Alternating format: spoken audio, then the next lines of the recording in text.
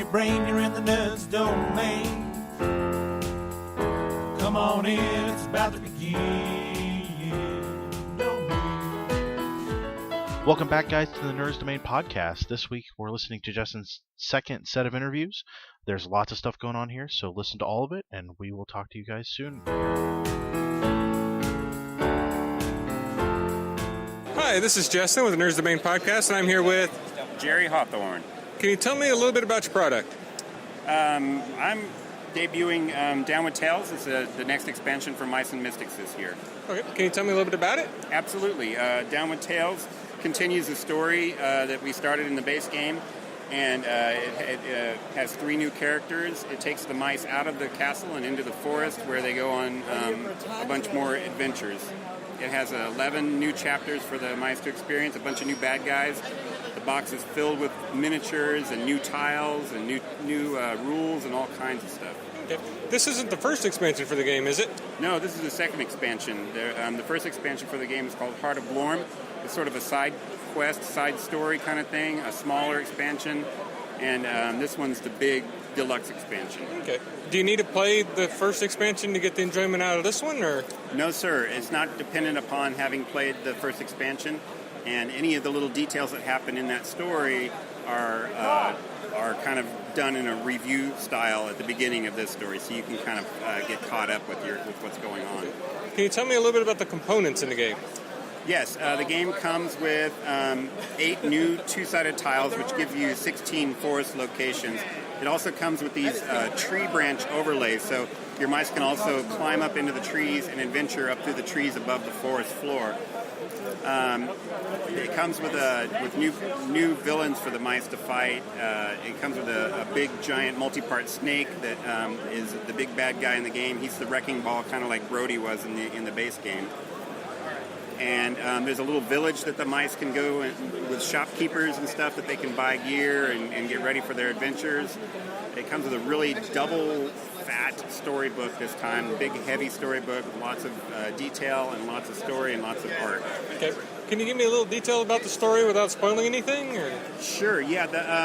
The mice, after they left the castle in the base game, they're now living in a tree outside the castle, and that tree is dying, and so the mice that live in the tree have become dependent upon our heroes, and they send the heroes out on an expedition into the forest to find a new tree where they can migrate all their mice to. But the forest is not a safe place, they discover soon after arriving there, and they have to put things right so that they can have a safe environment to move their mice to. And that's what the story's all about, is them trying to put the balance back in where it doesn't exist. Does this expansion change the game mechanics at all, or is it the same old game? It's the same old game. It just has some new stuff sprinkled in so that you can get a new experience, new challenges. It plays basically the same way as the original game. Any of the new stuff that comes along is more environmentally things that can challenge you environmentally. You can go, you can adventure at nighttime, and that'll present new challenges or new advantages if you want to be stealthy. There's the new minions have different abilities and stuff, so you have to get used to how to fight them because they'll present new challenges for you. Okay. Do you have any ideas for future expansions that you can talk about? We do have some ideas for future expansions. We have lost chapters in planning. We have some in testing right now. I'm working on a new game that's set in the Mice and Mystics universe that might explore a different way to play. And as long as people keep on loving Mice and Mystics, we'll just keep on making more stuff for them. Nice. Is there a website or Facebook group people can contact you? Yes, they can go to our website. It's plaidhatgames.com. And I'm also on Facebook. I have a Mice and Mystics page on Facebook that people can come and get Mice and Mystics news. And I'm on Twitter. I'm mice_guy on Twitter. So if they want to follow me, then I always update Twitter at the same time that I do Facebook. So nice. So there's all those different venues. And of course, we have a page on Board Game Geek as well. Great. Well, thanks a lot. Thank you. Hi, I'm Jestin. I'm with the Nerds Domain podcast, and I'm here with Josh Rivers. Can you tell me a little bit about what you do? I'm here. I designed Chrysos Hunters. I'm an illustrator myself. I also did the artwork for Francois Valentine's Gone Viking game as well. Oh, yeah? Trick-taking game. Chrysos Hunters is the game I designed, and it's a card-based, character-based treasure hunting game in which you use colorful characters to move around the board trying to be the first one to collect 12 treasures. Sort of plays like a miniatures game, but not strictly exactly a battle game. Trying to Oh, okay. you have to be a little more tactical because you can't just beat people out to win. Okay. Can you tell me a little bit about the components? Yeah, it's mostly card-based, in which the tiles are made with cards. You build the map yourself, and the characters are cards as well. The other components are colored die that you use to indicate your place on the board, as well as your health as well. You turn that. The stones as well to indicate places on the board where the treasures are showing up. The way the play goes is you have one character on the card with 6 abilities, and they're listed from 1 to 6. And so rather than working from a hand of cards that you play out and try to do it that way, your card itself is your hand of cards, so you have different options what to do. Your 6 abilities are listed from 1 to 6, so your turn is a die roll, in which you roll a 6-sided die, and if you roll a 6, you can use your 6 ability, or your 5 and your 1, or your 4 and your 2, Okay. or 3, 2, and 1, and break it down. So there's a lot of strategy. Yeah, because all the strategy is every turn you have to decide how best to utilize what points you're given, because you also need those points for moving around the board. It may be better to not do any abilities and just to pick up some treasures, or it may be just good to throw a rocket at somebody and blow them up. Okay. From an artist standpoint, Yeah. do you find it easier to be both the artist and the designer, or the artist to game someone else's design? I definitely prefer working on my own stuff. Makes things a lot smoother, and the designer of the game is much happier with the work. Yeah. No, it's been really good. It's been a great project to work on and sort of have something sort of part hobby that I can work toward. And as Jeremiah mentioned, that I started a webcomic as well to sort of flesh out the characters and have some fun with it. Yeah. Build a little bit of universe around it too. Okay. Well, is there a website or Facebook or something I can find it? It's chrysos.net. It's KHRYSOS.net. And it's on Facebook as well. If you have a Facebook page. Great. Well, thanks a lot. Thank you very much. Hi, this is Jestin with the Nerds Domain Podcast, and I'm here with... Jeremiah Rivers. Can you tell me a little bit about your product? Sure, I'm the co-designer for Chrysos Hunters. We're through Flux Capacity now. It's a treasure hunting tabletop game where you use tiles to build a map. Then you rip around the board trying to collect the treasure first, or if you can't do that, then you beat up your friends and take it from them. So it's definitely not a cooperative game. It can be. I really like playing a 2-on-2 style, but generally speaking, the 4-way free-for-all is generally our most popular way to play for sure. Okay. How many people can play? Is 4 the max typically, or? We've played with up to 8 before. It gets a little crazy, but we have an expansion for up to 6 players. Handles 6 really well once you have the expansion on it. But certainly 4 players for the base set is very cozy, and it works for as few as 2 really well as well. Okay. Can you tell me a little bit about the components? It's based primarily off a assembly of character cards. That's where the majority of the gameplay is found, where the character cards have unique abilities on them. And then it's also played on a map that's built out of card tiles. So you build your map using the tiles. It's built first. The only rule for map construction is all the players have to agree that it makes sense. We're not going to be picky about what you want to play with. We're not going to push anybody over for that.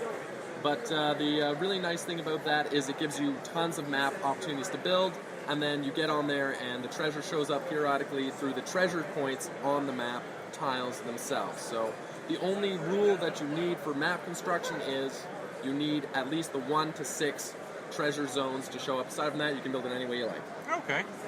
Can you give me about a rundown on the how long the game actually plays for people who know how to play the game? For people who know how to play the game, it has a weird little curve actually, where when you first learn the game, it should take you about half an hour, no longer. When you're playing the game, you get used to it. It should be about 20 minutes. I've actually found it started to take us longer because we're getting a little bit more strategic now, but certainly it should never take more than 25 minutes around. Okay. Is this the only game you've designed, or have you designed anything else? Crisis Hunters is our first game that we've done. We made an expansion for it, as I mentioned earlier. We're working on another game right now set in the same universe, but right now Crisis Hunters is our main one. Through Flux capacity, we're also working with a bunch of, in our publisher, there's another bunch of games that are really, really nice. I'm really impressed by the quality they're putting out. Gone Viking is really, really popular. It's a trick-taking Viking game, if you can believe that such a thing exists. As well as there's Zombie Island, which is a tactical tile-based zombie game. Really fun. As well as Give It to the King, which is a slightly lighter chance-taking game where you try and push it as far as you can, and you try and be the first one to deliver the most messages to the king. Great. Is there a website where people can find you, or Facebook? Yes, you can find us on Facebook. You can also find us at chrysoshunters.net. And you can also... chrysos.net. And you can also find us on Facebook. As Flux Capacity is on Facebook as well. And so... yeah, you can find us. We would love to hear from you. The Chrysos website has a full forum and everything set up that if anyone's interested.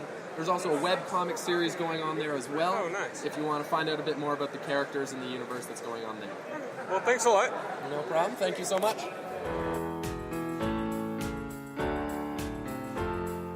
Hi, this is Jestin with the Nerds Debate Podcast, and I'm here with... Chris Palmer from Mantic Games. Can you tell me a little bit about your product? Absolutely. So we've got several things here at GenCon this year. We've got Kings of War, which has been a staple over the last couple of years, which is our mass fantasy combat system. We're here with Dreadball, which is a sci-fi sports game. We've got Dead Zone, which is a sci-fi skirmish game. And we've got Mars Attacks, which is brand new for the show. And we're also promoting Dungeon Saga, our latest Kickstarter. Nice. Well, can you tell me a little bit about, did you say it was Dungeon Stalker? Dungeon Saga, yeah. Dungeon Saga is an action-adventure board game. It's set in a dungeon, it's a dungeon crawler, and it goes through tight and twisting corridors. It's about a group of 4 heroes. Can you guess what types they are? Probably fighter, Yeah, healer, yeah. rogue, and warrior. You got I it. said warrior. Yeah.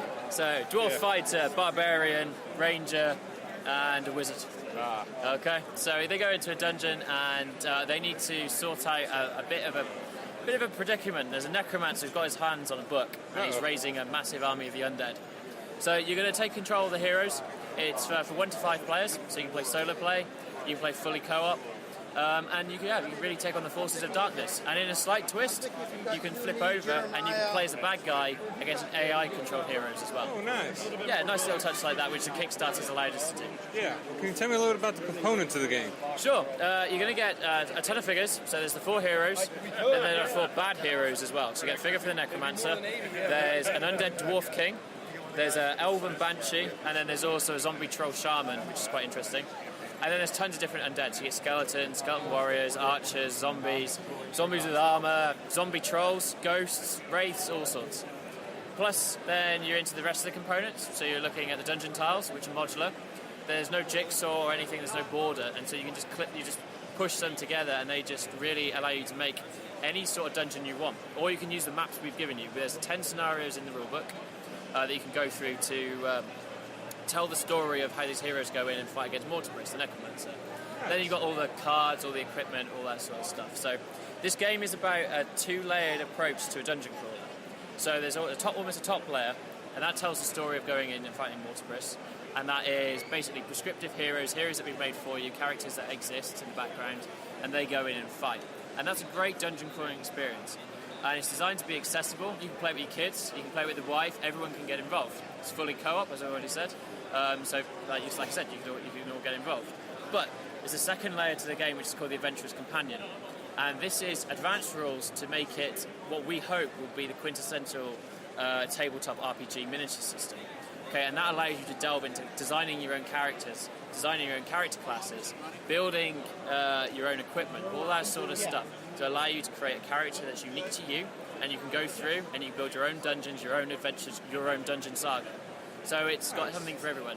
New beginners, as new beginners, or veterans of the genre. Nice. Well, once everybody knows the rules, what's about the average runtime of an adventure? It depends on the scenario. The first scenario will take you probably 20 minutes to half an hour, and some of the larger ones can take up to an hour. It really depends how much time you want to dedicate to it. If you invent your own dungeon saga, your own adventure, there's no reason why you can't have a sprawling map that uses all of the tiles. And of course, you're able to pick up other tiles later on, and you build huge dungeons. So you could, if you wanted to, play a campaign across an entire weekend. Really, it's the idea is that it gives you a sandbox to play in. Build your own fantasy dungeon adventures that you always wanted to do. Nice. Well, I know this is still in the works, but do you have any ideas for expansions and things like that? We do. The Kickstarter has gone phenomenally well. Currently, at the time of recording, we've just funded a Goblin expansion. So it allows you to go into a new dungeon, a new setting, and introduce a new enemy class, which is goblins. And then we're starting to add in orcs and trolls and all that sort of thing. And then there's a couple of others we'd like to do as well. Maybe demons, maybe cultists. Who knows? Maybe something that goes raw and Bruce Fire. Who knows? Well, is there a website or a Facebook page where people can contact you? Yep. Our Facebook page is Mantic Games. On Twitter, we're at Mantic Games. The website is www.manticgames.com. And we're on Kickstarter as well. So we're kind of everywhere at the moment. Great. Well, thanks a lot. Thank you.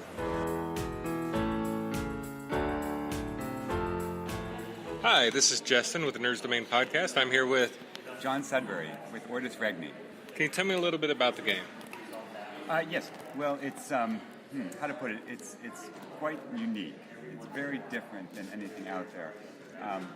Let's see. The cards are only pictures. Perhaps that's the most unusual feature. It's sort of roughly set in the late Anglo-Saxon period. Maybe is best pictured as the kind of game that, more the kind of thing you'd see at a Ren Fair. Everything about the components and the layout on the table and the wooden trays is supposed to give you sort of an aesthetic, tactile experience of a card game that you can envision people maybe in the 16th century playing, reliving their more recent but ancient past. Okay. The name sounds Latin. Does it mean anything? It does. It means birth of the kingdom, ortus being rise or birth. The funny thing there is that, naming a game is a little bit tricky. Yeah. Because there's an awful lot of common, similar names out there. Could we have named it Birth of the Kingdom? Yes. But if you Google for that, you're going to get a billion hits. And the funny thing is when we thought about what we wanted to name it, now Latin obviously would be the lingua franca in that period. Not that many people could read, of course. But when we initially Googled for Ortus Regni, essentially nothing comes up or came up except for some Vatican documents online that were in Latin. Nice. Well, can you tell me a little bit about the gameplay? Yes, it's so it all comes from the design goals. Initially we envisioned the game visually. The cards simply being artwork. The look on the table and that whole experience is where it started. So it didn't start with mechanics per se, but it's so how to put it, longevity of gameplay is really what we were going for from the very start. And we've played this for about 7 years in development. And, nice. And one of the things that made us decide to go for it is that it was still fresh for us. It was still exploring parts of the game space. And the design is a lot of interlinking rock, paper, scissors behaviors in this set of 15 cards that players can draw from. They all have the same set of cards to build their smaller 24-card decks. And these are circles within circles of the cards interacting. It's a little bit tricky when you have only 15 cards compared to some of the collectible card games that you literally have thousands of cards. It's carefully balanced, each card and what it does and the knock-on effects to all the other strategies.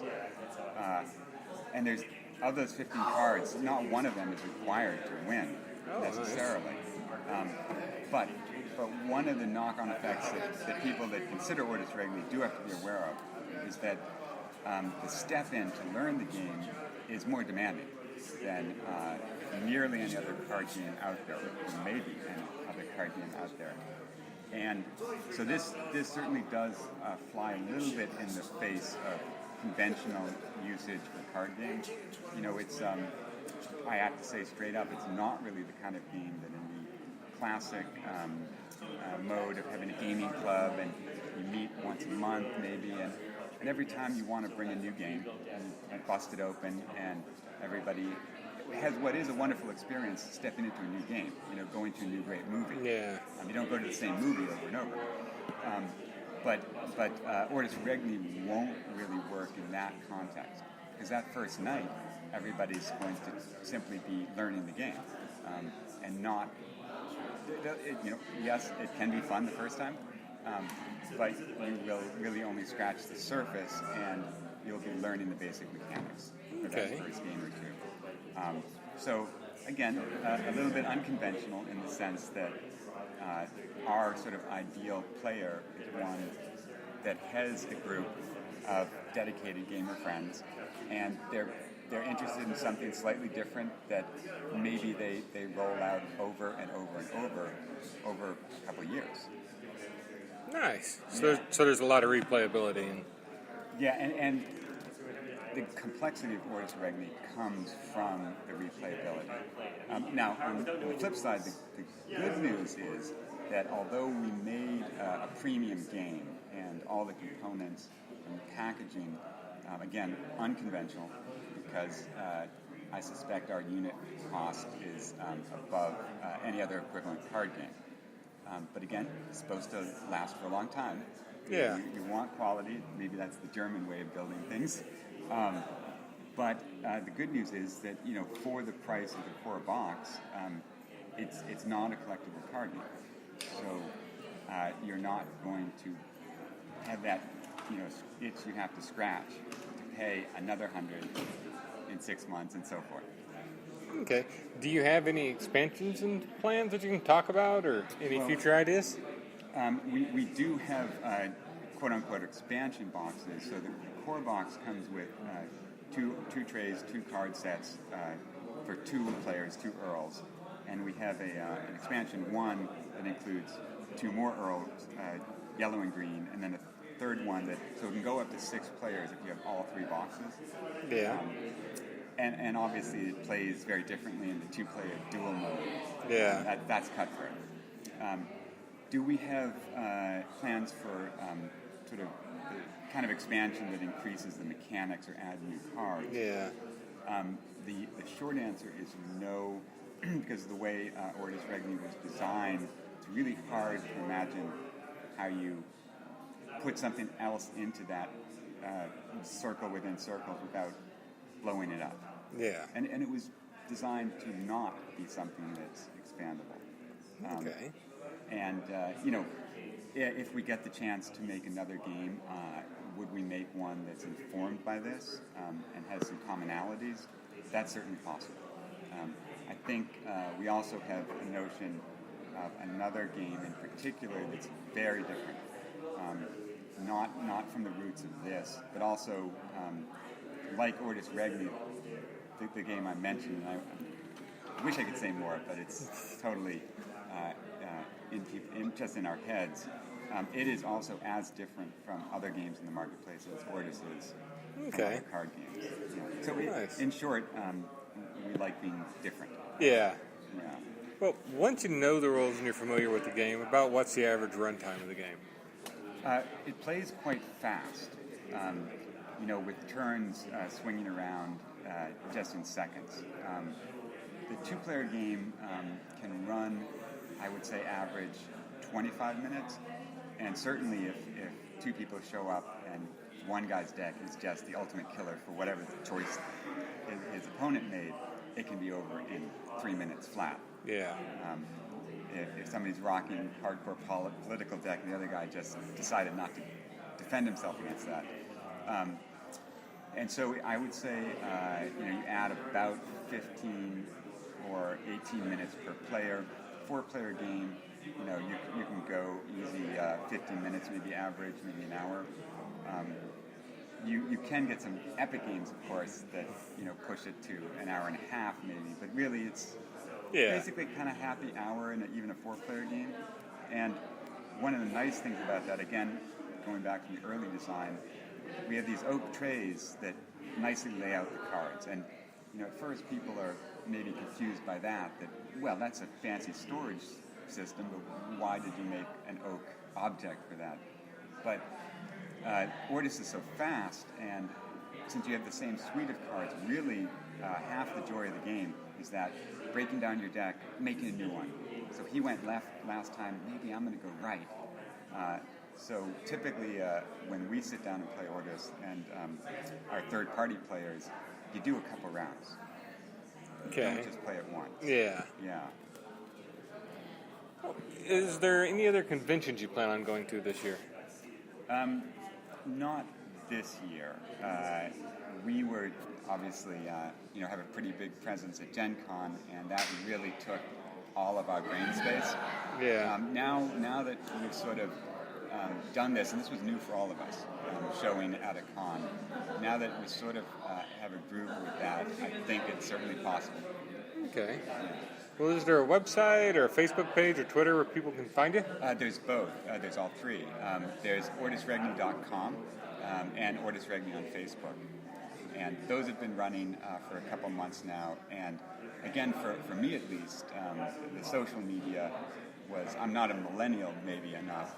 It's something that I was really tapped into, but it's been a great experience. And the feedback on Facebook has been great. Well, thanks a lot. Thank you.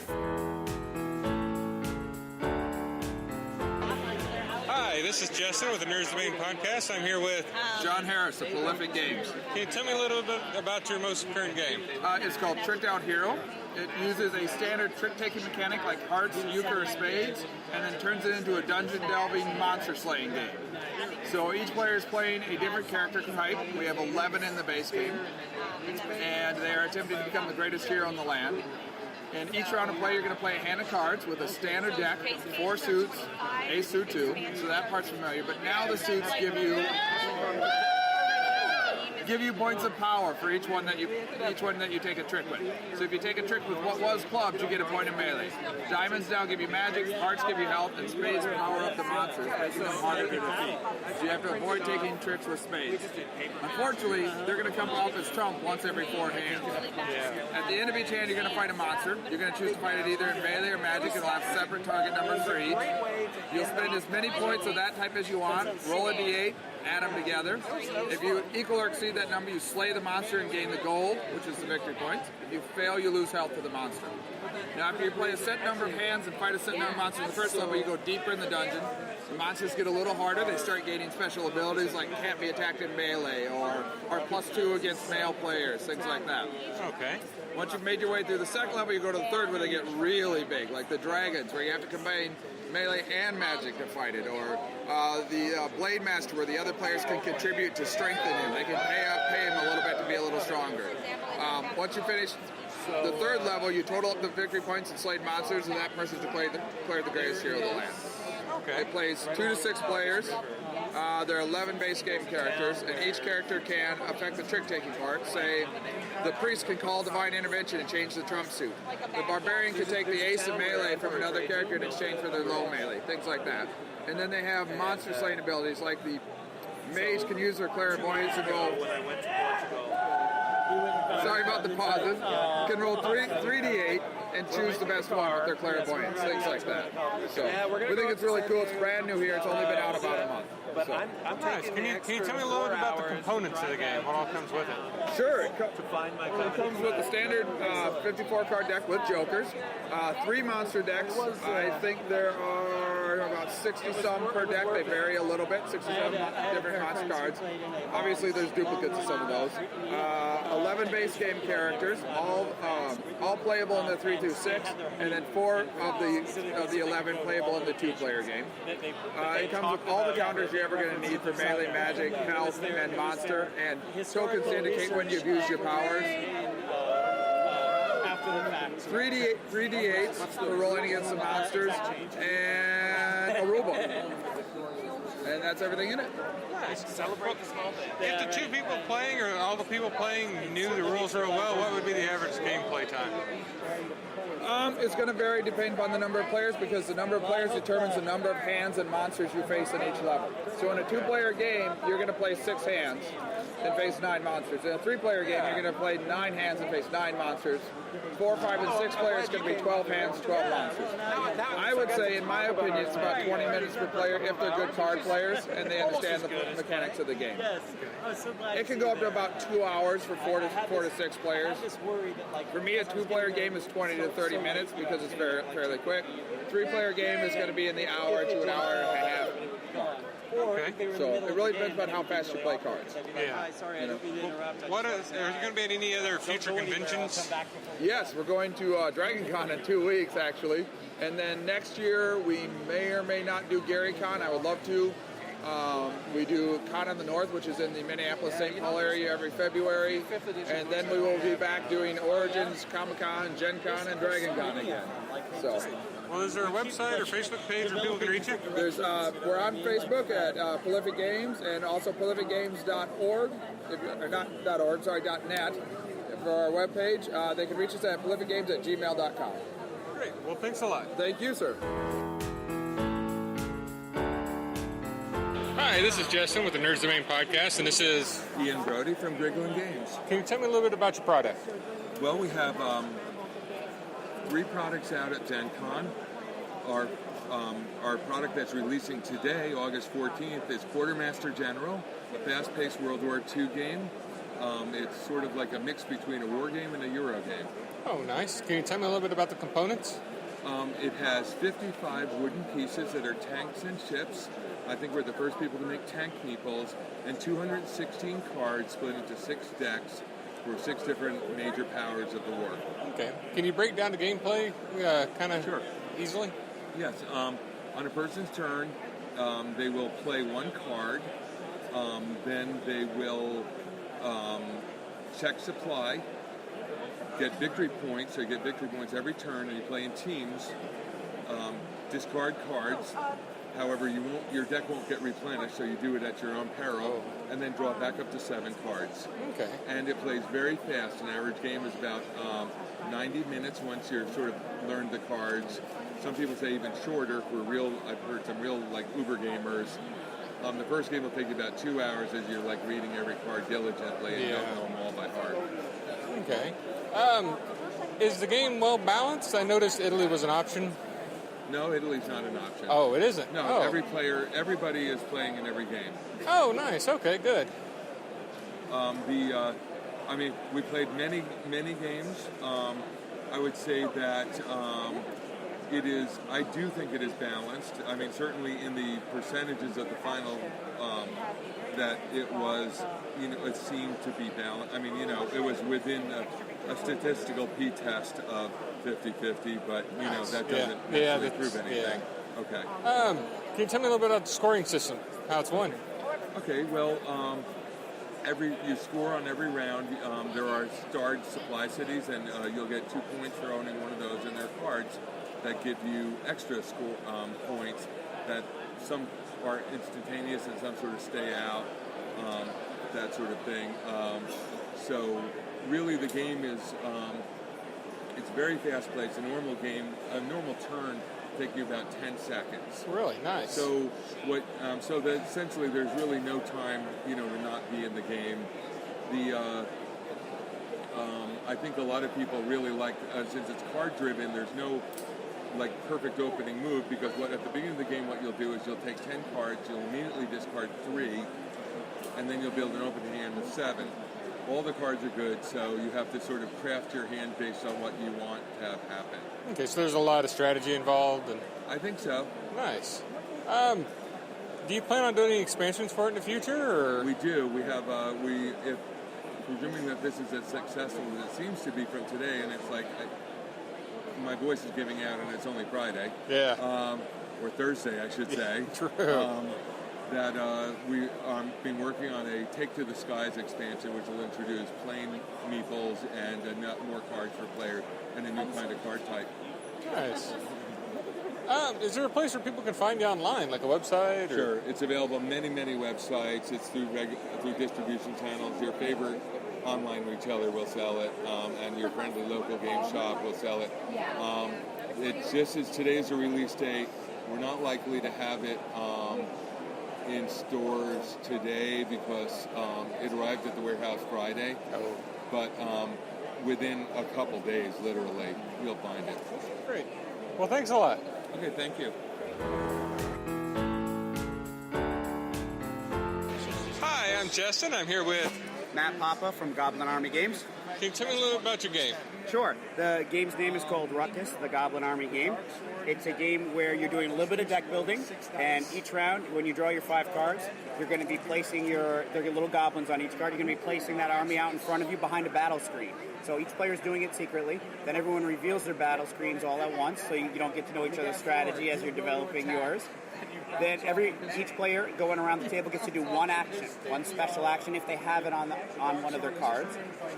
At that point, the front line of your warband starts beating up the other front lines of the other warbands, and a huge chaos ensues. The goblins beat each other up in the middle. Then you remove the wounded ones and fall forward into the front ranks. Repeat until there's one winner from the round. That winner gets a victory card. Sometimes the victory cards give you special tokens. They have you special powers. Sometimes they just give you straight victory points. Sometimes they act as units that you can add into your deck. At that point, you restart another round. You shuffle, draw 5 more cards, rinse and repeat. You do that 5 times. Whoever has the most victory points at the end of 5 rounds wins. Nice. How many players does it seat? It seats up to 4 players, and what's really neat about it is it has 4 factions. It has thieves, clerics, necromancers, and fighters. It's an asymmetrical game, meaning that each of the factions plays completely different. So if you learn how to play with the fighters and then you switch over to the thieves, the same tactics will not work. They're very different. Their powers are completely different than each other. What's really neat about this game is right out of the box, there's little stars in the bottom corner of some of the cards. And if you don't know how to play it, we recommend you just take all the cards with the stars on it from that faction and you're ready to go. You don't have to think. Just boom, you've got a pre-made deck for you. Then, once you've got the game down and you want to take it to the next level, there's a whole set of other cards that you can draft a certain amount of points into your army at the beginning of the game and customize your army. Okay. And then there's a third way to play where when you pick a faction, you put all of the cards, other than your starting cards, out in front, and every player does this, and then you can draft from anybody's army. So you're recruiting from everybody's army, and you can make really customized armies when you do that. So it's great because all of that's right in the box. You don't have to buy anything else.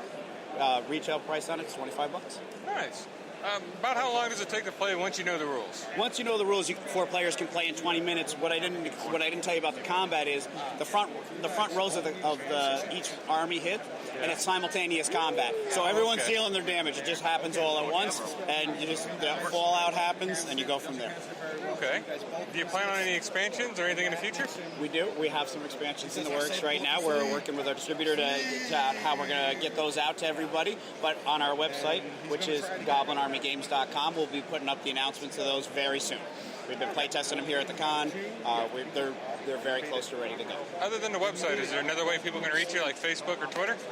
Yeah, you can reach me on Facebook at Goblin Army Games, so it's right on there. And Twitter, I can't remember what my Twitter tag is. But if you put in Goblin Army Games, you'll find us on there too, I'm sure. Great. Yep. Well, thanks a lot. All right. This is Jestin with the Nerds Domain Podcast. I'm here with Chris Batarlis and Jim Sammartino. Can you tell me a little bit about what your product is? Well, we're of Everything Epic Games, and we have created a board game, a pulp action adventure cooperative game called Secrets of the Lost Tomb. It's a tomb diving adventure where players play members of a secret society called the Eternal Order of Perseus. And these members have to go into this tomb because every 113 years, the Gorgon's Head comet appears in the sky and an ancient tomb materializes somewhere randomly in the world. And these players have to make sure that ancient artifacts and crazy, horrible monsters don't get out into the world and destroy the world as we know it. So, it is a great game of the modular tomb tiles that players have to explore and build the tomb as they go, and you play a scenario that you choose, and basically you have certain set objectives that all of the players have to complete as they go throughout the game, using action points and different rounds of play. Okay. You mentioned this is cooperative. Is it 100% cooperative, where the monsters play themselves, or is there a bad guy? A fully cooperative game, and we do have some competitive modes of play for those who really need that chance to play a little bit competitive game, but the main game is 100% cooperative. Now, there are times when you could potentially get infected and turn into a zombie and go after your friends, but the regular game is 100% cooperative. Oh, okay. Can you tell me a little bit about the components of the game? The components are, there's a lot of different components in the game. We have, in the core set alone, we have 50 room tiles with all of the expansions combined. There's 120 unique room tiles, 19 complete scenarios with all of the expansions combined, over 29 characters. If you include all of the promotional characters and everything together, the whole game has 29 unique characters with unique special abilities, hundreds of tokens, tons of cards, story cards and encounters and artifacts and items, and over 100 unique monsters in the game and boss monsters. We also have lots of new miniatures, and that's what our current Kickstarter that's going on right now is all about, the miniatures and the miniatures expansion of the Kickstarter. The benefit is the fact that we've already funded a Kickstarter back in January, so the game is currently in production right now, being fulfilled in November. Anyone that can get bored on right now, which we have 5 days left of the campaign, looking for about 100 more backers, which will get us to that hump of getting all the miniatures funded for it, which is a total of 72 different miniatures in the game with stretch goals over 100, will be fulfilled at the same time because we're already in production. We just increased the quantity. Nice. So you're already in production. Any idea when it's going to be available? Or? November. November? Yep. Do you have an idea of what the price point's going to be? The core game is going to be at retail for about $75. We're doing a discounted rate right now on Kickstarter for 60 shipped directly to you. So there's just the core set is about $75, and we have a bunch of different expansion packs that will go on that have new scenarios and new characters and new tiles and all kinds of different extra stuff that you can add onto the game. So you have even more gameplay experience, and basically each one will have different various prices, and the miniatures, they're all going to be packaged separately. This way the core game is not some crazy outlandish price over some kind of $100. We're going to keep the core game down in price as much as possible, and this way you can expand as you like, as you play the game, and you want to expand on the replayability even more. Yeah. Well, can you give me an idea of the runtime for people who know how to play the game? Yeah, certainly. When you play a scenario, once you've already played it one time or so, and you get all the rules down, and they're very straightforward rules. Once you play it once, you're going to know the rules. But basically, each scenario has its own time. So if you have an hour and 15, you can play an hour and 15-minute scenario. If you want to play a long, really epic, crazy big scenario, it could run to 3.5 hours. So it really varies depending on the scenario you choose, which is great because sometimes you'll have a certain amount of time, a certain game group that maybe is a little intimidated by a long scenario, so we provide you with a little bit of a shorter version so you can play one that has only a certain amount of rounds. But each round goes very quickly. Each turn goes very quickly. We've actually timed it, so each turn round goes about 2.5 to 3 minutes a turn. Oh, nice. So it can range from 2 to 3 minutes per turn. So in a 6-player game, you can do the math. The turns go really quick, so it's fast-paced, so everybody's engaged. When it's my turn and I get an encounter card, you'll read the card for me. When it's your turn, I'll read the card for you. So we're all staying engaged. We're not sure exactly what all of the outcomes will be, but we can strategize and work together and do the scenario and explore and find all this stuff all together. And really get a lot of gameplay in each scenario and with alternate endings so that you want to play them over and over and find different ways of doing it. And with the random tile experience, you're always getting a new feel every time you jump in. So there's lots and lots of replayability when you go on into the tune. Okay.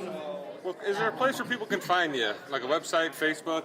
Certainly. We're on Kickstarter right now with 5 days to go. So you can definitely check us out, Secrets of the Lost Tomb on Kickstarter. You can also go to our website, everythingepicgames.com.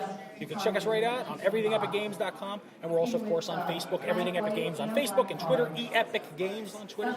So, yeah, lots of places to come check us out. Well, thanks a lot. Thank you very much. Hi, this is Jestin with the Nerds Domain Podcast, and I'm here with Duncan Davis with Sherwood Games. Can you tell me a little bit about your game? So In the City Origins is a drafting game for 2 to 5 players. It plays in about 45 minutes. The way it works is the king of the city has just died, and so you must take up the role of one of the prominent leaders to vie for control and become the new king. At the beginning of the game, you're going to pick 3 leaders at random from a pool of 20 or 25, depending on if you have the expansion or not. And you'll get to pick one of those 3 to be. Each of those leaders has unique powers that push you in different directions, and a starting amount of victory of... and they have a starting amount of influence points. Use these influence points to recruit guys from the city square that give you influence to get bigger and better guys, victory points to win the game, abilities that mess with the square and your ability to recruit things in the future, and abilities to mess with your opponents directly. So you can kill things, steal things, and all sorts of shenanigans to mess with your opponents. Nice. Can you tell me a little bit about the components that come with the game? So the base game comes with 130 cards. Almost all of those are unique. The only ones that are not are the Mercenary Thugs and the Tier 1s. So you're looking at about 105 unique cards. They also come with glass beads that you use to keep track of your influence as it grows over time, and tracker cards that let you make sure that you don't need to remember anything from turn to turn. Okay. Can you tell me a little bit about the play time for somebody who knew the game, about what's the average run? So it takes about 45 minutes when you're new to the game. If you have played a lot of times, then you can shorten that down to about 30 minutes. Now, it plays 2 to 5, but I give you the caveat that with 5 players, it is slower because there's a lot of turnaround. So I'd recommend only playing 5 players once everyone's played it before. Okay. Well, you mentioned there's already an expansion now. Can you tell me a little bit about the expansion? The first expansion is called In the City Harbor. It's 55 unique cards. It adds a ship deck that rotates every turn. So that normally the city square has a sort of filter effect where as you buy cards, they close out the rows. And then as you get towards the end of the game, when 2 rows are completely gone, then your options change over the course of the game. The ship deck keeps a constant flow of new ships coming into the harbor, which allows more flexibility in those options throughout the game. Okay. You also get more Tier 1s, Tier 2s, Tier 3s, and leaders, so it's more of all the other things that we've already included. Nice. Do you have any other expansions planned, or? So far, there have been 4 expansions that have been designed on various forms of playtesting, although currently we're looking at publishing a couple of other games before we revisit the next expansion in the city. On the ball, we have Missing Link, which you can hear another podcast about, and Arena of Robots, which is on the horizons. Great. Can you give me an idea about what the price point is? So the base game is $25. If you get the combo of the expansion and the base game, it's $35. And for GenCon we have, and any other convention where we're here in person, we have packs of promos which you can get for $5 more on top of any purchase, or $10 as a standalone product. Nice. Are there any conventions in the future that you're going to be at where people can meet you? So we're based in Raleigh, North Carolina, so we're at most of the conventions in that area, extending a little bit into Georgia and a little bit into Virginia. Notable ones are Mace West, RavenCon, GnomeCon, and the like of those types of things. Occasionally we get out to do things like StormCon or ScarabCon, but those are on a year-to-year evaluation basis. Okay. Is there a website where people can meet you? Maybe a Facebook page? So you can find us on Facebook, you can find us on Board Game Geek, and you can find our own website, sherwoodgames.com. If you search Sherwood Games on the web, you can find us all over the place. Great. Well, thanks a lot. Thank you so much. Hi, I'm Jestin with the Nerds Domain podcast, and I'm here with Jürgen Meyer. Can you tell me a little bit about your product? Okay, so this is Shinobi Clans. It's a game about ninja clans. And in the game, there are targets in the middle of the table, like a shogun and a daimyo and a ronin. And the players take on secret contracts to either assassinate or to guard those targets. Okay. But the contracts are secret. And it's a ninja game, so all the cards are played face down. They're ninjas, you don't know, you don't see them, right? So it's kind of a deduction game. You can play spies to find out what the other players are doing and try to fulfill your contracts. Great. Can you tell me a little bit about the components of the game? Yes. So it comes with 100 cards. It comes with, I think, 90 tokens. So we have different cards, like we have ninjas and weapons and special events, stuff like that. And each player gets a stack of contract tokens where you select your contracts. Okay. Can you tell me what the average runtime is once everybody knows the rules? Yeah, so it's probably, it depends on the number of players, of course, but it's probably about an hour. Okay. Do you have any other games planned for the future, or expansions maybe? Well, I have ideas for 4 more games, but they're not in any way playable right now. Okay. So this is my first design, so I have more ideas, but it'll take some time. Yeah. Is there any other conventions you're going to be at this year? I'm always at GenCon and I'm always at Essen in Germany because I'm from Germany, so that's easy. Yeah, so that's where it's going to be. Well, is there a website or Facebook page where people can find you? Yeah, so go to shinobiclans.com and you should find me. And I'm also on Board Game Geek, so if you have questions about the game, just ask on the Board Game Geek site for the game, and I'll check it regularly. Great. Well, thanks a lot. Thank you.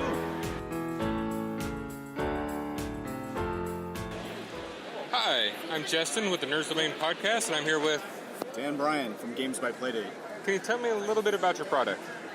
So we make the game Slash, and we also just kickstarted a game called Pack the Pack, which was funded yesterday, which was awesome for us. So Pack the Pack is kind of a strategic tile laying game, and Slash is more of a party style game where people are actually pairing up fictional characters from different canons. Oh, okay. So it's basically, we've been calling it Tumblr the game, essentially. So it's just like, it kind of spurns fan fiction off the top of people's heads, usually, so Nice. that's what they are. And it's selling like hotcakes this morning, so it's great. Can you tell me a little bit about the components of Slash? The component, well, it's 400 cards. That's it. So okay. So we have, there's 400 different characters in the game. So there's really not a lot to Slash. Pack the Pack is a bunch of tiles. As far as like the components, we're not totally sure yet what style of components we're going to use to get the tiles, or like what materials really. So yeah. Okay. Can you give me an average runtime of Slash if you knew the rules? Okay, so Slash, it's really kind of it's one of those games that you can play in 20 minutes to like however long you want to play it. It's like kind of like Cards Against Humanity, where it's like people just play until they get bored usually. Yeah. So okay. Well, what about the other one? Pack the Pack. Pack the Pack. Probably maximum of 10 minutes. It's a race game, so it's real-time tiling, so it's very quick. Okay. Well, is there a website where people can meet you or talk to you? Or? Absolutely, gamesbyplaydate.com. Games by Playdate? Is there any other conventions you're going to in the future? There's we are regulars at PAX East, which is obviously that's a little off in the future. Origins, we might go to Indiecade next time around. GenCon is actually kind of the I don't know, it's kind of the punctuation of our year though a little bit. So I don't think we have any cons for the foreseeable next month or two. So. Okay. Well, thanks a lot. Thank you. Hi, this is Jestin with the Nerds Domain podcast. I'm here with Jeff Morrow from Slugfest Games. Can you tell me a little bit about your newest game? Okay, so the two new things we have here at GenCon are two new Allies products for our Red Dragon Inn game. So the two new allies are Brother Bastion, who is a cleric who has special prayer cards that you have to, they're big splashy effects, but you have to manage your prayer tokens that you get by playing your other cards. Sorry, it's been a long con, my voice is a little hoarse. That's understandable. You manage your prayer tokens to play these big splashy effects. The other new product is another ally, Osric the Adept.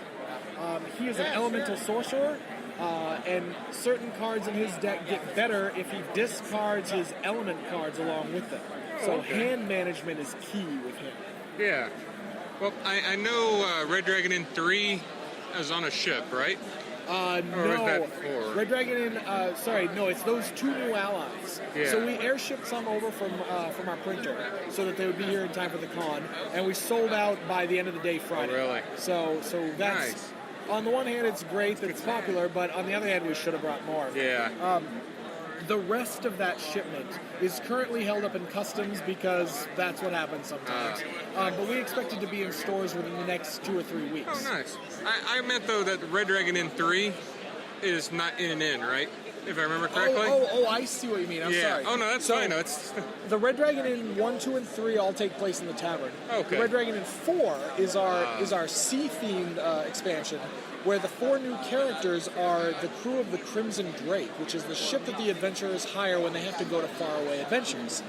The cool thing about the Red Dragon Inn 4, for those of you who haven't played it yet, is that you can play any combination of the characters, even the crew, in the tavern as normal, or you can play any combination of characters, the crew or the previous guys, on the ship.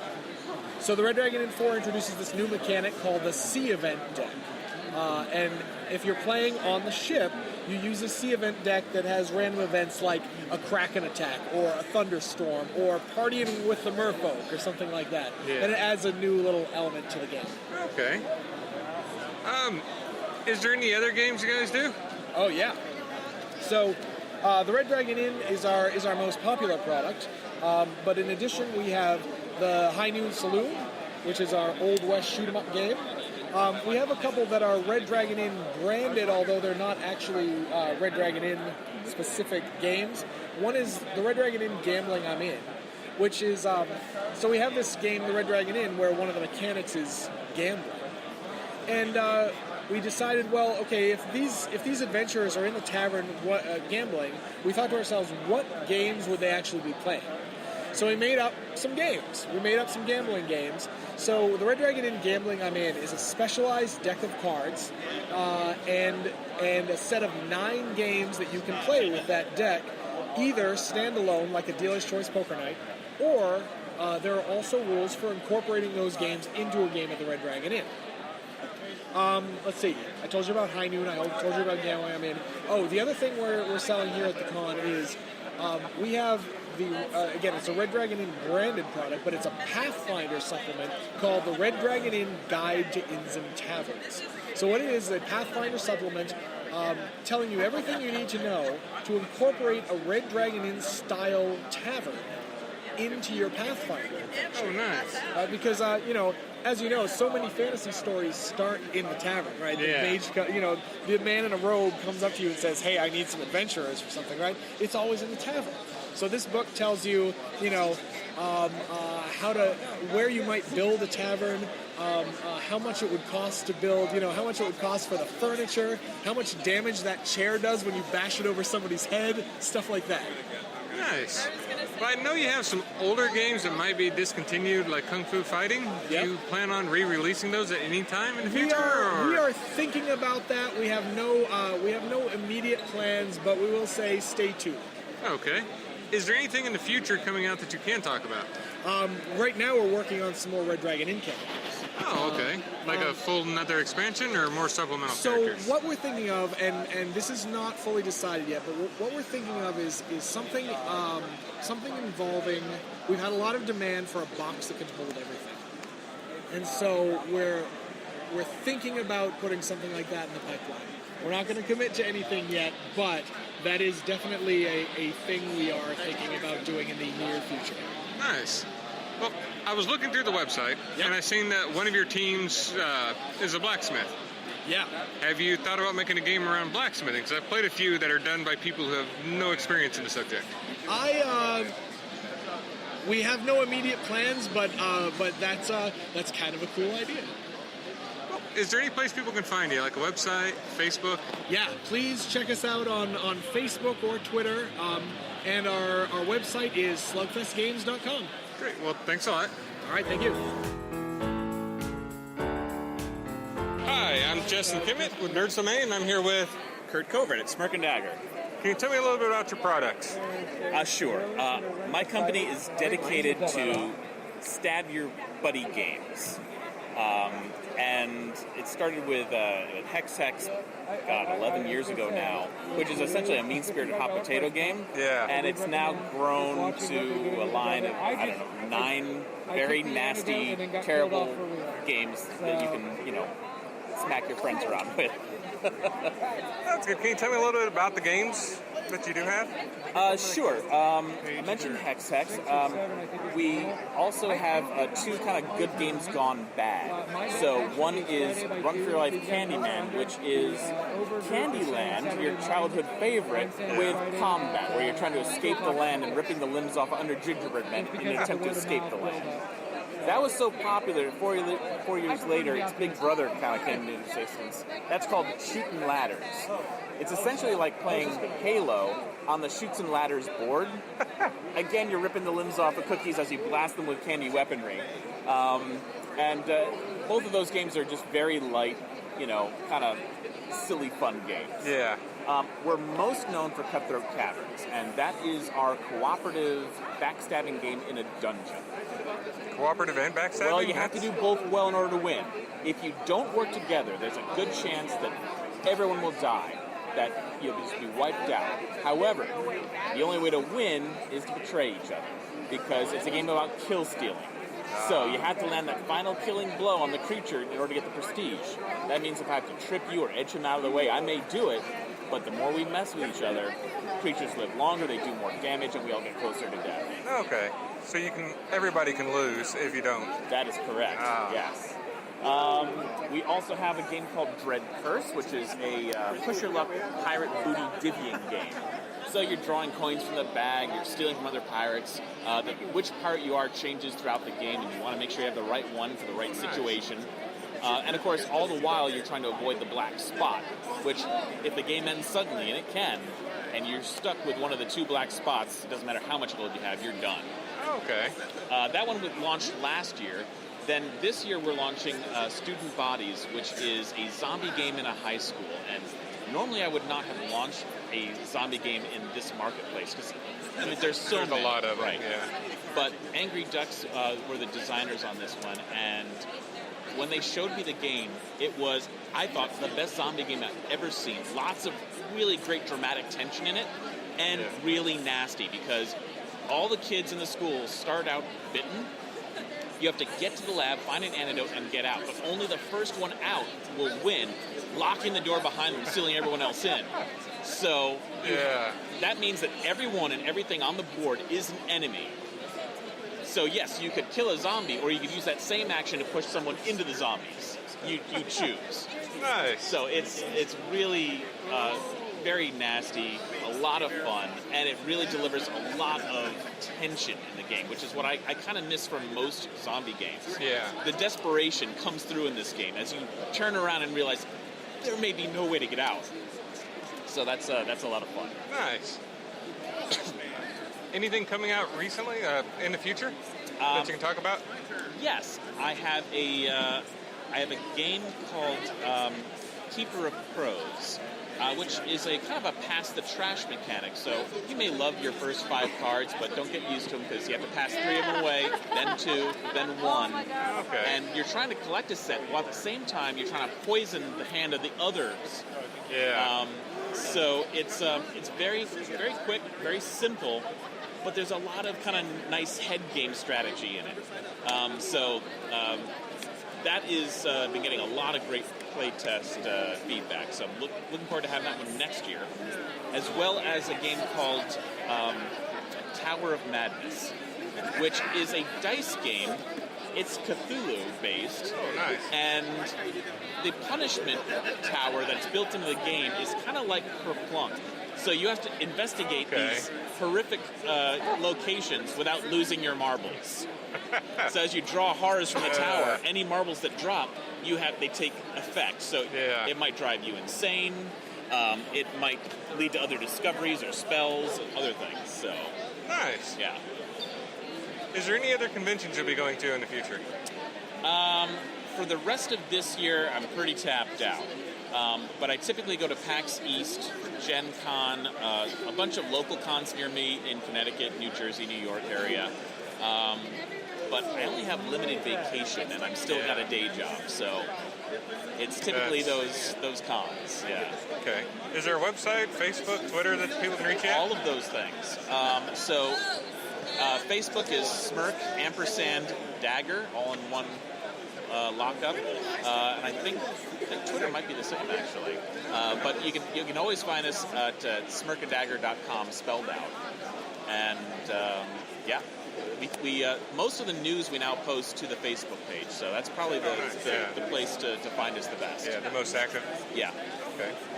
Well, thanks a lot. All right, thank you. Hi, this is Jestin with the Nerds Domain podcast, and I'm here with Ken Pilcher of the Spoils by Arcane Tinmen. Can you tell me a little bit about the game? Okay, The Spoils is a resource-based, combat-centric card game similar to other big collectible card games out there. We were designed by pro Magic the Gathering players. They are also pro card game players in other industries. Our game is resource-based again, like I said. It's a combat system. It's very fluid. The rules are very clean and concise. I mean, these guys were pro players. They know the game. And they wanted to clean up some of the issues.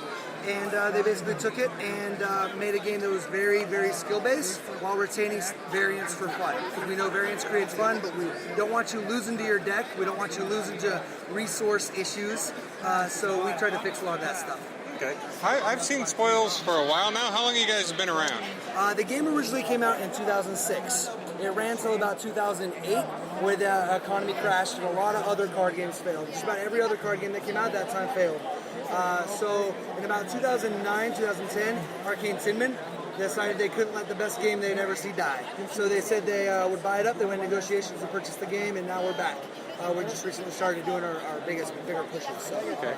Is this a collectible card game or like a what? That is an awesome question. The game is we're trying to walk the line between a CCG and an LCG. Okay, so LCG model is that fixed set model where you buy the whole set and you got everything in the box, which is awesome because it doesn't cost a lot to keep up with. The problem is you lose a lot of formats. You lose draft, you lose sealed. You also actually lose a community to a degree where you don't have a trade community. You don't have a singles market. You don't have anything along those lines, so that's a big problem.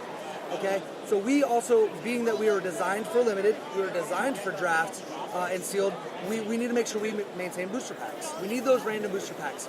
However, we try to design our sets and also our distribution model within the packs so that attaining those sets is not hard. Obtaining the cards you need, singles market, our goal, again, to control this market is to have our singles under $10, even at the height of our game. We don't want really expensive cards that are required for gameplay. Now, that most expensive card that happens to be maybe $10, you open a pack and get a foil version, you're talking maybe 100, 200, I don't know, I'm estimating here, but those are going to be much more exclusive and rare. That way you still have excitement while opening booster packs. Because if you drive down the value of cards, why would you ever want to open booster packs? True. But we still have a singles market at that point, even if the prices are lower. Whereas a lot of the LCG models, there's no singles market. The cards are quote-unquote worthless, beyond what you paid for it, obviously. I mean, they're not worthless, but they don't have any kind of collector or trade value. We still want trading, we still want collecting, but we don't want you to have to shell out thousands of dollars to keep up. We also do a slower release schedule. Okay, so this is a big deal. A lot of the bigger companies do a release every 3 months, every 4 months. And if you drop out of a game for a couple months, you have to start all over, essentially. Yeah. With ours, we release a set about every year. We'll probably get to every 6 months at some point. We're trying to wait till the market grows with us. As it grows, we'll speed up production a little bit, get some more sets out quicker. But we're never going to be this kind of game where you got to chase the ability to stay in the game. We don't want it to be pay to win. We want it to be skill to win. Okay. So that's kind of where we're at with that. Nice. Kind of went on there, but... Oh, that's perfectly fine. Can you tell me a little bit about the theme of the game? Okay, the theme is the best part. We have a very unique world. Our world is a steampunk-ish, fantasy, sci-fi world. Everything kind of mixed together. I don't think there's a lot of lore and world like ours. We basically have 5 different trades. Those different trades are under the rule of faction cards. Our players represent these factions. We have faction cards that tell you the rules of the game. Those factions are kind of like gangs, and in the gangs you hire on different trades. That's your deck, or the colors, if you will, the 5 colors. And we have the warlords, the gearsmiths, the bankers, the arcanists, and the rogues. And each one of those trades, you can mix them together however you want. You can play a single trade deck under your faction or all 5 trades. Obviously, the more trades, the harder it is to gain devotion for that trade to play better characters. So the game is very deep in deck building, probably one of the deepest, and replay value is just through the roof. Even with a very small card pool, like our new player kits, you have infinite deck building possibilities. It's insane. And again, that's partially because it's built for limited. So we want options. Game's all about options, no dead cards, and really just kind of mashing everything together in the best way possible for you and your play style. Great. Well, when it switched companies, was there a change in mechanics at all, or is the older stuff still available and everything? When Arcane Tinmen took over from Tenacious, they basically acquired all their old stock. Everything is still legal. It's as if Tenacious Games just passed the baton. Okay, they supported us fully. And they even helped, the original designer came on board and has continued design. Since then, we've acquired myself as the new designer, and he's kind of passed the baton to me in that sense as well. So mechanics, card pool, in fact, cards from beta. If anybody out there plays beta or has beta cards from the very first GenCon 2006 with the tour buses, all that stuff is still legal. Everything is still legal. We have 5 banned cards. That's it, though, out of our 1,000 card pool. We try not to rotate often. Like I said, we want cards to be accessible, so we don't rotate often. That includes the old stuff. Okay. Well, for 2 people who knew the rules well, about how long is the average game? Average game will take about 30 minutes. Our rounds in competitive play are usually 45 to 50 minutes, depending on the tournament, and we play 1 game match. It's not 2 out of 3 because we don't have to worry about getting blown out by luck and needing a second chance to come back. So 2 out of 3 is unneeded in our game. The games go usually about 30 to 40 minutes. So there are some aggressive decks out there that can finish up a game in about 20 probably, but there's a lot of back and forth movement. So the game requires a little bit more time because there's a lot of tug of war, a lot of peaks and valleys in the combat system where a lot of exciting moments within one game. So stack it all in one. Are you going to be at any other cons this year? This year we're going to be hitting up GenCon in like 2 weeks from now, and then the next major con will be MegaCon Orlando. That's going to be the next big one. Okay, well, is there a website or Facebook page people can reach you at? Sure, we got thespoils.com. You can go to that's our main website. Got all kinds of forums. We even have an open R&D forum on our website where players or non-players, if they want to get crazy, can try to submit card ideas. And about 20% of all of our sets, 15 to 20% of all sets, are cards made by players. We like to involve the community. Heck, we even have artwork that some players did. And if you've seen our artwork, look it online, you know we have amazing artwork. So players out there are very involved. We also have our Facebook. We have a lot of Facebook groups. There's states out there that have their own Facebook groups. The Spoils Florida, The Spoils Illinois, Spoils Indianapolis. We also have a The Spoils Online group that's got a good number of people in there that play online. We use a program called Octagon. It's an open platform where you can play any card game, but they officially support us. We officially support them. So you can play online for free. We just want people to play our amazing game. So trying to grow our player base. Got our regular Facebook as well, so you can just search for thespoils.com or The Spoils on Facebook and like us. Great, well, thanks a lot. Awesome. Hi, this is Jestin with the Nerds Domain Podcast, and I'm here with Jean Trudeau-Smith at Table for Two Show. Can you tell me a little bit about what you do? Absolutely. We're a couple who love to play games. We have friends, don't get us wrong, but we like to play a lot of two-player games. We notice there's a lot of review shows out there that do group games and a lot of big games out there, and we thought not a whole lot, there's a few, but not a whole lot doing couples. Yeah. So we actually have a Table for Two show. We actually review two-player games, even if it's 2 to 5 or whatever it happens to be. We always review it on a two-player perspective. We review it based on 5 criteria that a game can get a total score of 25, and then see how they do. We also show a little bit of the gameplay. And depending what the game is, we might be traveling. We're in Puerto Rico, for example, to do San Juan. Oh, cool. So we do a little of that. Plus, we write for GTM Magazine, which is a local game magazine. So we're just having a great time doing that. And we're here to promote the show here at GenCon. Great. Well, where can people find the show? Okay, so you can find it a bunch of different places. You can go to www.tablefor2show.com. It's important to put the show, otherwise you're going to get cooking shows. Oh, really? Yeah, Table for Two Show. Or you can go to YouTube and just look up Table for Two Show, or Miss His Productions is our production company, and you'll find it under that. We also tweet and Facebook and the whole 9 yards, so we're on everything. Okay. But hopefully you guys find us. We'd love you to watch our show and tell your friends. Great. About how long does the show run? It's about 30 minutes or under. Okay. It depends on the game, but we learned something smart. Our very first show, we actually did the review and play kind of during the whole show. We realized people don't have that much time. Yeah. So now we do it so the first 5 minutes is the review. And if you want to watch the rest and see how the game is played, your choice. Okay, but well, you that's don't have to wait nice. for the whole show to do that. So Yeah. we did that. And then we also have another show called Table for Two, You Be the Judge, that is strictly for Kickstarters. Oh. So we don't actually rate the game, but we will back it. And if we back the game with our own money, we'll put it on our show to show you. Okay, great. We'll do that as well. Well, thanks a lot. My pleasure. Thanks for talking to me. Hi, this is Jestin with Nerds Domain Podcast, and I'm here with... Trin Garitano of Cards Against Humanity. Can you tell me a little bit about what you do? So I'm the event manager at Cards Against Humanity, and I'm also the producer on Season 2 of Tabletop Deathmatch. It's it's our game design contest that we run every year at GenCon, and the winner gets a booth at next year's GenCon, and we pay for the first printing of their game.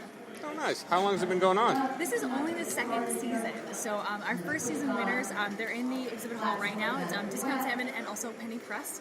And they're both wonderful games, very, very different games. One's a Eurocentric kind of game, and one is a very fast-paced, trick-taking, fun card game. So. Okay. And these are done over YouTube, or? Yeah, our series is up on tabletopdeathmatch.com. We've got them posted on YouTube as well, and you can check out all the episodes, and we try to teach you a little bit about designing your own game. Okay. About what's the average running time? 15-20 minutes. They might be a little longer this season. We've got more to do, more to talk about, and more footage. Okay. Is there a way people can submit their games to you? Or? Yes, they can. Submission for 2015 is not yet open. But after the run of 2014 season, we will have the submission form up, and you should just go for it. Great. Well, you mentioned having a web page and YouTube, but is there a Facebook page or Twitter or anything like that? There is not a Facebook page. I don't know what our deal is, but we super hate Facebook for whatever reason. But Cards Against Humanity, we do have a Twitter. It's at CAH. But Tabletop Deathmatch, as an entity, does not have one. Okay. Yeah. Well, thanks a lot. Yeah, thanks for having me. No problem.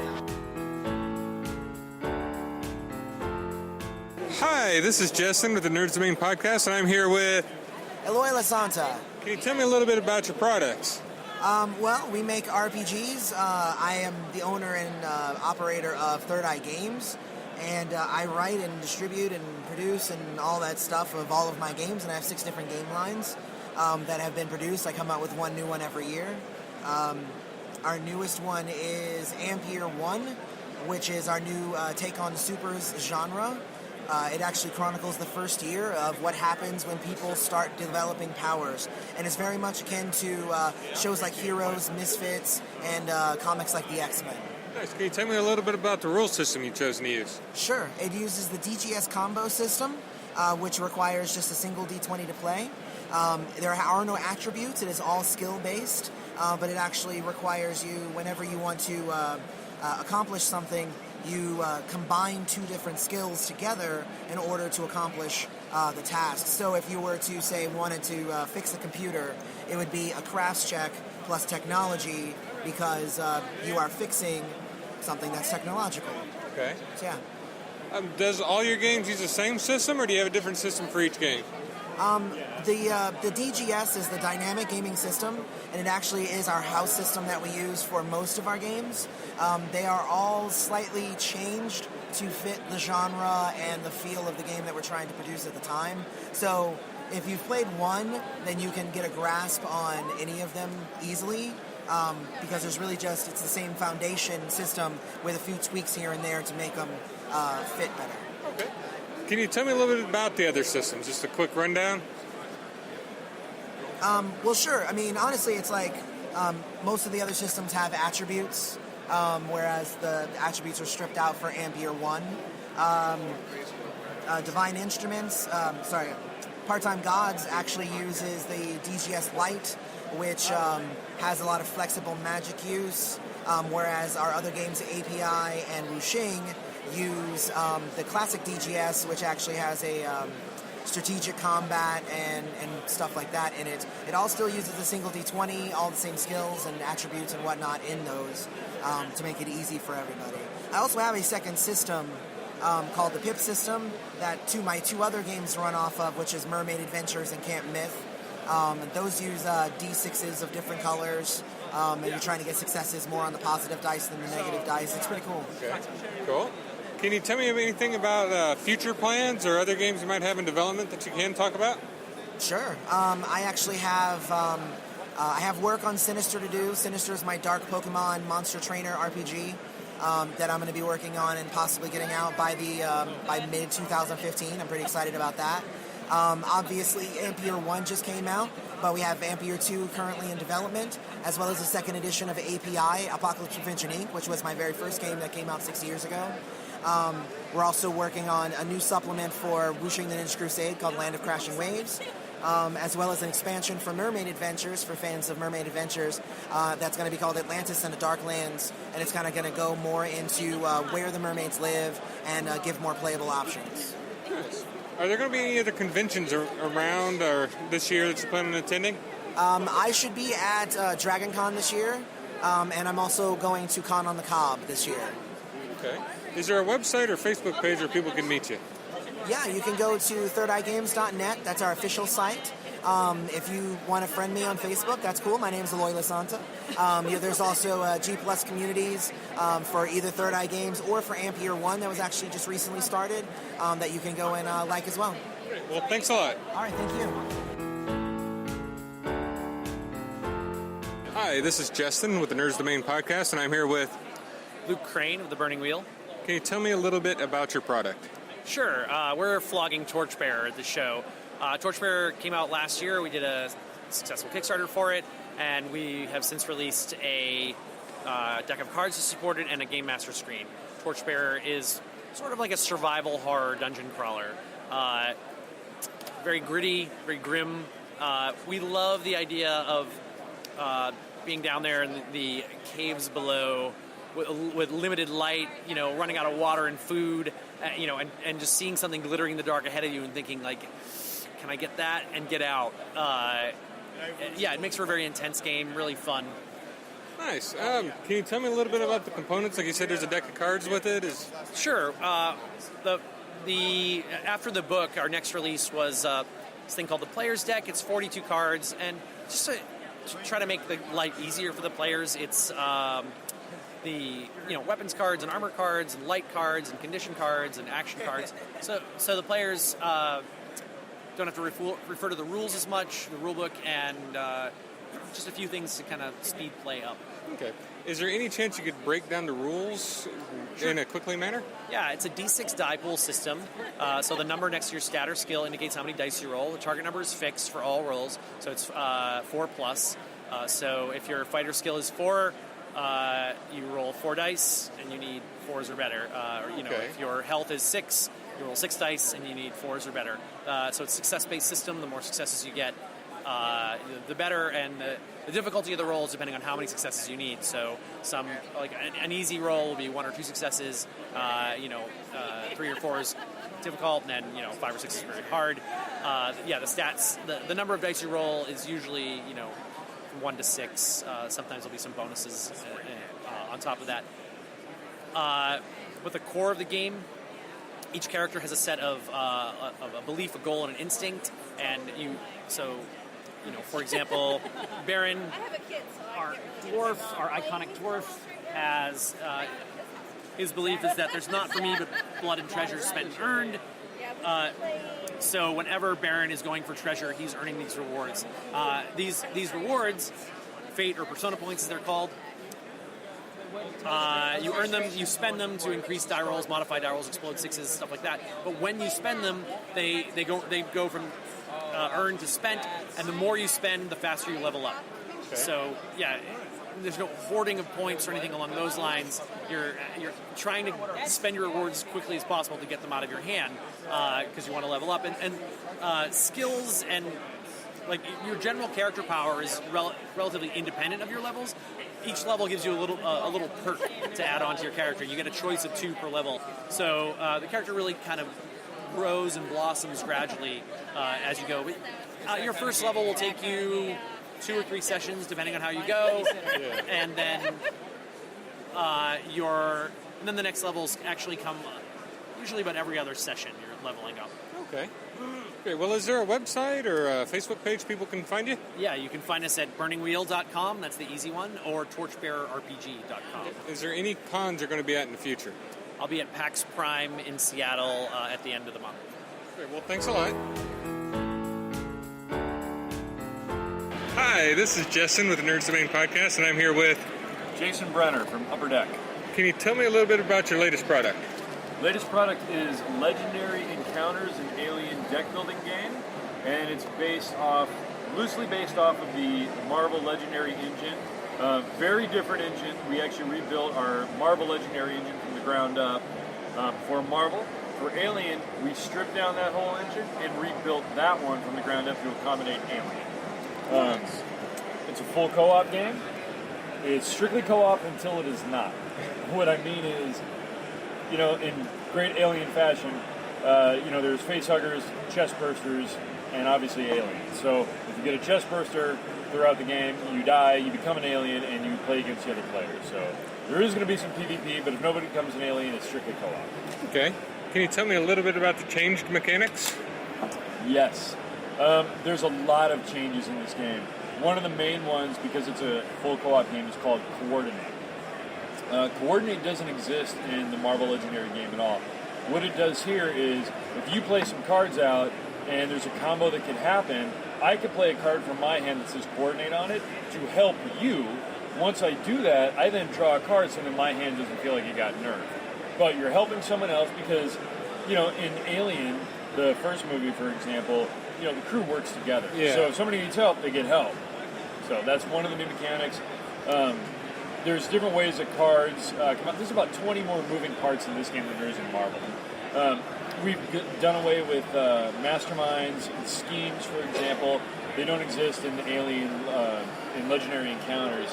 What we have is objectives. So, in true movie fashion, there's 3 acts. There's Act 1, Act 2, Act 3. Act 1, everybody's happy, everybody's chilling out, having a good time, right? Act 2, chest burster comes out of a dude, and people are like, oh, what the hell's going on? Act 3, they're like, well, we're trying not to die. This is awful. This is horrible. Someone help us. So, our game is set up the same way. You have 3 objectives that the players need to get through to win the game. It's either all win or all lose. There's no victory points in this game whatsoever. It's Objective 1, try to get through it. It's easier. Objective 2 gets a little bit tougher, and Objective 3 is just hard. Okay. So it feels very thematic, it feels very climactic, and it feels like you're playing through an Alien film. And I should point out that in the box, you get enough content to support scenarios that would cover Alien, Aliens, Alien 3, and Alien Resurrection. So it's 4 movies in the box. It's awesome. So you can play each individual movie? Yes, absolutely. And then you can start mixing matching and doing things from here. Again, like one of the great things about Marvel Legendary is that there's so much content and there's so many different ways to play that you can never play the same game twice if you don't want to. That same feel is going to happen with Legendary Encounters. You can go through the way it's written, or you can start mixing and matching and making your own stuff, and it's awesome. Nice. Do you have any ideas for expansions possibly in the future that you can talk about? Or Predator. Yeah, absolutely. We have a lot of ideas in the hopper. I think Predator's a natural fit. Yeah. I really do. I mean, it's obvious. But there's going to be some other stuff that we can do also with this engine, but we are also focusing on a lot of different game types as well for all of our licenses, including the Crow, Alien, Firefly, Predator, Marvel, and some other stuff that is being announced very shortly, one of which is going to be announced tonight at our VIP party. Oh, nice. Yeah. So will all these use the Legendary system? Or? No, I really want to break away and diversify and grow our portfolio of games to more than just Legendary. For example, one of the next things that's scheduled to come out is a Firefly dice game. Oh, nice. Yes. So there's a lot of different game types on the horizon, not just Legendary Encounters, but a wide variety. And the reason is we want to speak to a wide variety of gamers. And sticking with one thing, as good as Legendary is and Legendary Encounters, I mean, there's players out there that want other stuff too. Yeah. Yeah. Well, is there a website where people can find you, or maybe a Facebook page? You can go to Legendary, a Marvel deck building game on Facebook, and you can always find me there. I'll give a shameless plug to our friends over at Board Game Geek, who I spend a lot of time on talking to our fans. Everywhere I go, I get people from BGG coming up to me saying, Brenzor, oh man, it's great to see you. You're so great on the boards. We love talking to you, and we love your interaction. And so you can always find me there at our Alien pages, our Marvel Legendary pages, Firefly, things like that. Is there any other cons you plan on going to this year? Yeah, be up in Essen, in Germany, and we're going to go to BGG-Con, and I'm trying to think what else is on the horizon. Guy knows a couple others, I just can't think of them off the top of my head. Okay. Yeah. Well, thanks a lot. Okay, thank you very much. Hi, this is Jestin with the Nerds Domain Podcast, and I'm here with... Joseph Busateri with Youmacon convention, anime convention. Can you tell me a little bit about the convention? Youmacon, we are the largest convention in the state of Michigan. We are in downtown Detroit, right at the Ren Center, which is the giant GM building. We are also ranked in the top 10 conventions in the nation. We are primarily an anime convention, but however, all things multimedia, card gaming, tabletop gaming, cosplay is a very big event for us. Some key celebrities that show up to us that do very special premieres for us, Team 4-Star. We are the home convention pretty much for them, where they premiere their Ultimate Hellsing episode. Their once-a-year episode gets premiered at Youmacon. Oh, nice. We also are considered a fans convention. We try to be very, very cheap. We even offer our very first day, Thursday, is free to the public. Oh, nice. You can come in. All of our panels are open. It's not like it's a skimp down thing. We're in full swing. And if you like it, for $45, $50, you can get the rest of the 3-day pass, which that allows you to all of our premiere events, all of our concerts, like Steam Powered Giraffe and other great kind of Steam Powered bands and other kind of bands that do local music for video games and whatnot. We're not going to charge you for it. Come on in, take a look at them. Because we're so big, hotel rooms give great discounts. $200 hotel rooms are sold for less than $100 a pop. It's really just it's a small con field, but with a very large number of people. Nice. Well, you mentioned Thursday was the first day. What days does it run? Oh, I'm sorry about that. Youmacon runs October 30th to November 2nd. Okay.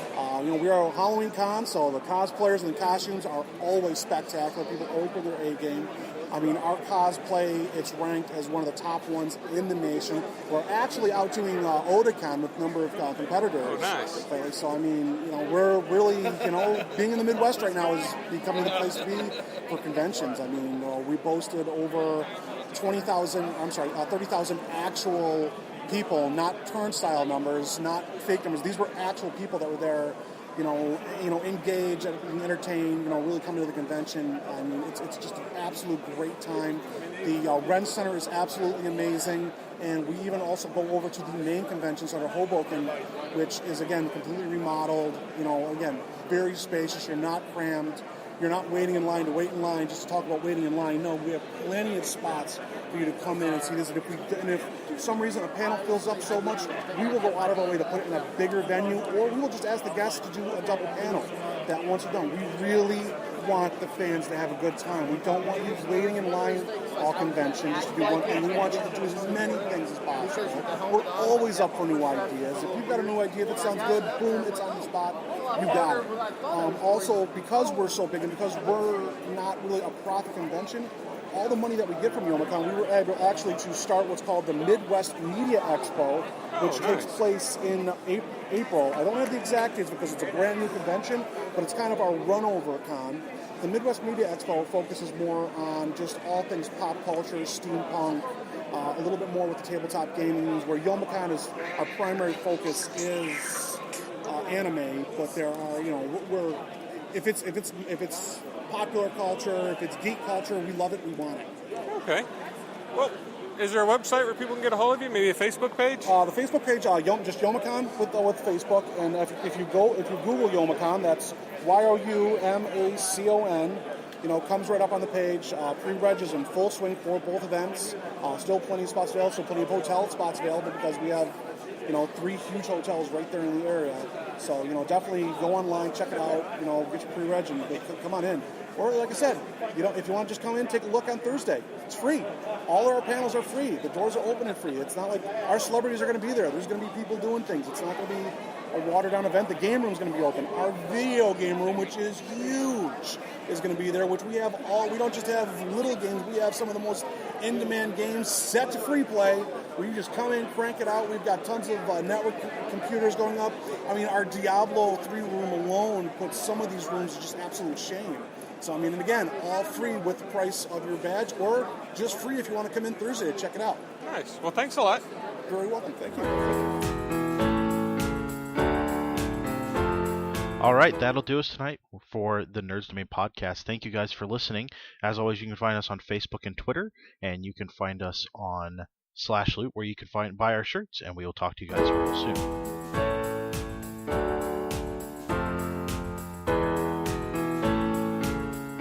This has been a production of the Omega Nerds Network, the network where it's on.